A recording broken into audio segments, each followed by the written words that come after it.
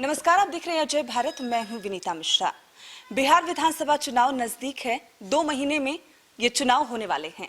तमाम पार्टियों ने अपनी अपनी तैयारी शुरू कर दी है। जेडीयू ने भी कल नीतीश कुमार के साथ वर्चुअल संवाद का आगाज किया है। सीएम नीतीश कुमार 30 लाख से अधिक लोगों से सीधे जुड़े। उन्होंने अपनी चुनावी अभियान का शंखनाद किया है और आज इसी सिलसिले में कि क्या कुछ जेडीयू की आगे की रणनीति है, किस तरह जेडीयू बिहार विधानसभा चुनाव में अपना और अच्छे तरीके से आगाज करेगा। जेडीयू प्रवक्ता राजीव रंजन हमारे साथ मौजूद हैं। हम तमाम बातों पर उनसे उनकी प्रतिक्रिया लेंगे। राजीव जी, बहुत बहुत स्वागत है आपका। धन्यवाद। जैसा कि कल सीएम नीतीश कुमार ने आगाज कर दिया है वर्चुअल रैली की, क्योंकि कोरोना संकट है। कोरोना संकट में हम एक दूसरे के पास नहीं जा सकते, रैली नहीं कर सकते जिस तरह गाइडलाइंस जारी की गई है, तो हमारे पास सिर्फ एक ही साधन बचता है, वर्चुअल रैली। वर्चुअल रैली में कल नीतीश कुमार ने आगाज भी किया है। अब आगे क्या और कैसे जनता के बीच आप लोग जाएंगे, कैसे चुनावी अभियान को पूरा करेंगे? देखिए, चुनाव आयोग के दिशा निर्देशों के अनुसार हम लोगों को तैयारियां करनी है। एक बात बिल्कुल साफ है कि कोरोना संकट में बिहार पहला राज्य है जहां चुनाव संपन्न होने जा रहे हैं, तो निसंदेह बड़ी रैलियों की स्थिति अभी नहीं दिखती है। और वर्चुअल प्लेटफॉर्म पर हमारी पार्टी ने लगातार जनता और कार्यकर्ताओं के साथ संवाद करने का काम किया। कल मुख्यमंत्री नीतीश कुमार जी के वर्चुअल प्लेटफॉर्म पर एक बड़ी रैली को संबोधित किए जाने के साथ औपचारिक तौर पर चुनाव अभियान की शुरुआत हो चुकी है।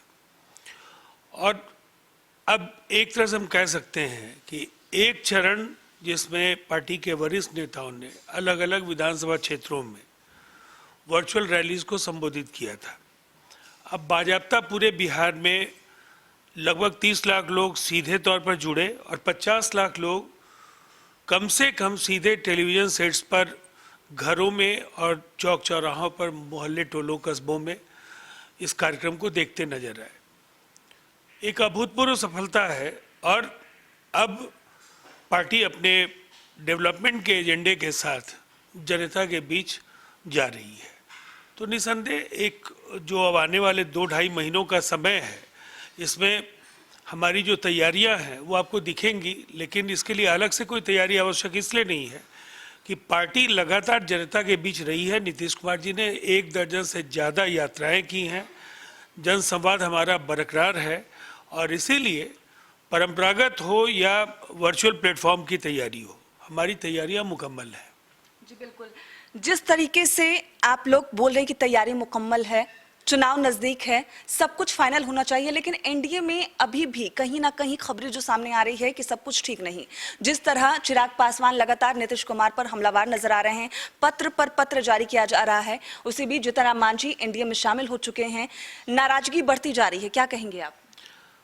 देखिए, ये सवाल तो महागठबंधन से पूछा जाना चाहिए कि वो कहाँ खड़े हैं। अभी उनके घटक हम पार्टी ने उनका साथ छोड़ा है। जनता ने पहले ही मन बना लिया है, राजद को और उनके सहयोगी दलों को वो धूल छटाएगी। उनके बाकी सहयोगी दल भी किनारा करने में लगे हुए हैं। जहाँ तक हमारी पार्टी का सवाल है, 2019 के लोकसभा चुनाव में भी कई तरह के कयास लगाए गए, लेकिन टिकट वितरण तक कई बातें चलती हैं। जब एक बार आधिकारिक तौर पर सीटों का ऐलान हो जाएगा तो फिर जो जिस सीट पर लड़ेगा उस घटक के उम्मीदवार के साथ पूरा एनडीए एकजुट होगा। एनडीए एकजुट होगा, लेकिन जिस तरह से चिराग पासवान लोजपा की तरफ से जो बातें कही जा रही है कि मुख्यमंत्री का दावेदार बीजेपी का कोई नेता होना चाहिए, ना कि नीतीश कुमार, क्या प्रतिक्रिया देंगे आप? देखिए, जो सर्वसम्मत निर्णय हो चुका है उसके बाद किसी भी बयान का कोई औचित्य नहीं है। भारतीय जनता पार्टी, जनता दल यूनाइटेड और पूरी एनडीए नीतीश कुमार जी के नेतृत्व में चुनाव लड़ने जा रही है। ये सर्वसम्मत निर्णय है और जनता का आशीर्वाद है इस फैसले के साथ। इसलिए इस तरह के किसी विवाद की गुंजाइश नहीं है। वैसे एक पार्टी के तौर पर कोई अगर अपनी बात रखना चाहे तो ये उनका विशेषाधिकार है कि वो क्या फैसला लेते हैं और क्या कहना चाहते हैं। जिस तरीके से कल एलजेपी की संसदीय दल की बैठक हुई है और जिस तरह से जो बातें सामने आई है कि 143 सीट एलजेपी इस विधानसभा चुनाव में चाहती है, एनडीए के लिए कितना सहज है ये? इस पर मैं कोई प्रतिक्रिया नहीं देना चाहूँगा। जनता ने 220 से ज़्यादा सीटों पर एनडीए को जिताने का मन बना लिया है। पिछले लोकसभा चुनाव में 223 सीटों पर हम लोगों को बढ़त थी और 2010 में 206 सीटें हम जीते थे। दोनों ही जो चुनाव परिणाम है उससे बेहतर वातावरण बनता हुआ दिख रहा है और दूर दूर तक विपक्ष बिहार में नहीं है। कहीं ना कहीं ऐसा नहीं लग रहा कि जो जीतन राम मांझी हैं वो जेडीयू की साइड से हैं, लीड कर रहे हैं और एलजेपी बीजेपी की तरफ से है? देखिए, ऐसी कोई परिस्थिति नहीं है। नीतीश कुमार जी सर्वकालीन सर्वश्रेष्ठ मंत्री हैं, मुख्यमंत्री हैं। एक युगांतकारी कालजयी व्यक्तित्व है। करोड़ों लोग उनके नेतृत्व को अपना आशीर्वाद दे रहे हैं।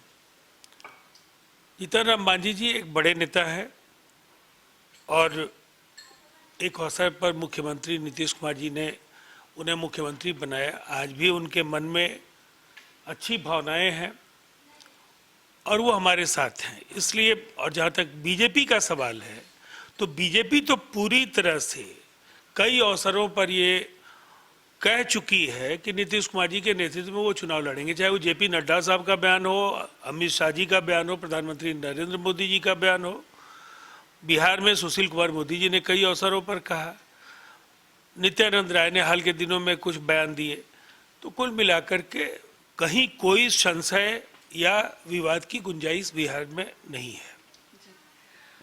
तो जेडीयू प्रवक्ता राजीव रंजन का साफ कहना है कि कहीं कोई संशय नहीं, कहीं कोई विवाद नहीं। हालांकि भले ही बार बार चिराग पासवान नीतीश कुमार से नाराज हैं, ऐसी खबरें सामने आ रही है, वो पत्र भी लगातार जारी कर रहे हैं, 143 सीट की डिमांड भी करते हैं। लोजपा की तरफ से बीजेपी का मुख्यमंत्री हो, ये भी डिमांड किया जाता है। हालांकि इस विषय पर इन्होंने जवाब देने से साफ इनकार कर दिया है, लेकिन फिर भी कहना है कि फिलहाल एनडीए में सब कुछ ठीक ठाक है और बिहार विधानसभा चुनाव में पूरी एकजुटता के साथ चुनावी मैदान में कदम रखेंगे। अपने सहयोगी अभिषेक के साथ विनीता मिश्रा, पटना।